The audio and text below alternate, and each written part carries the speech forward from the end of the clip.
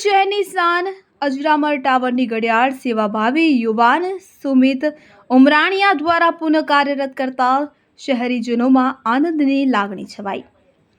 વિગતે વાત કરીએ તો સુરેન્દ્રનગરની આન બાન શાન અને હૃદય એવા અજરામર ટાવરની ઘડિયાળ તેના મશીનમાં ટેકનિકલ ફોલ્ટ થતાં છેલ્લા 10-15 દિવસથી બંધ હતી કે જે આજરોજ ફરી પાછી કાર્યરત કરવામાં આવી છે। શહેરના સેવાભાવી યુવાન સુમિતભાઈ ઉમરાણીયા દ્વારા આ કરવામાં આવી છે, ત્યારે હવે ફરી પાછા સુરેન્દ્રનગર શહેરમાં તેના ડંકા સંભળાશે અને લોકોને સમય ફરી જાણવા મળશે। આ ટાવરના ઘડિયાળની દેખરેખ ગીતા રેડિયોવાળા અશ્વિનભાઈ અંજારિયા રાખતા હતા। તેમના પછી છેલ્લા 15 વર્ષથી હું કોઈ પણ જાતની રકમ લીધા વગર તેની સાર સંભાળ સુમિતભાઈ ઉમરાણીયા રાખે છે કે જેમાં દર મહિને તેના મશીનને પેટ્રોલથી વોશ કરી ઓઇલિંગ કરવું વગેરે બાબતનું ધ્યાન રાખી ઘડિયાળ ચાલુ રહે તેના બનતા પૂરતા પ્રયત્નો કરવામાં આવે છે। સાથે આમાં મને કંઈ પણ જરૂરિયાત હોય તો અજરામર ઉપાશ્રયના ટ્રસ્ટી જૈન સમાજના અગ્રણી હસુભાઈ શાહ સિયાણીવાળાનો સતત સાથ અને સહકાર આપતા રહે છે।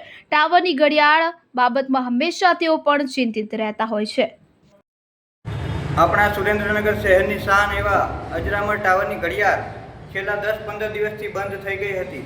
મશીનરીમાં ટેકનિકલ ફોલ્ટ થવાને કારણે આ સમસ્યા સર્જાઈ હતી, પરંતુ આજરોજ મશીનરીનો જે ફોલ્ટ હતો તે દૂર થઈ જતા ફરી પાછી ટાવરની ઘડિયાળ રાબેતા મુજબ ચાલુ કરી દેવામાં આવેલ છે અને હવે સુરેન્દ્રનગરમાં દર કલાકે ફરી પાછા ટાવરના ડંકા સંભળાશે અને સુરેન્દ્રનગર શહેરને ફરી પાછો ટાવરની ઘડિયાળનો સમય જાણવા મળશે। શહેરમાં આજથી અજરામર ટાવરની ઘડિયાળ રાબેતા મુજબ કાર્યરત।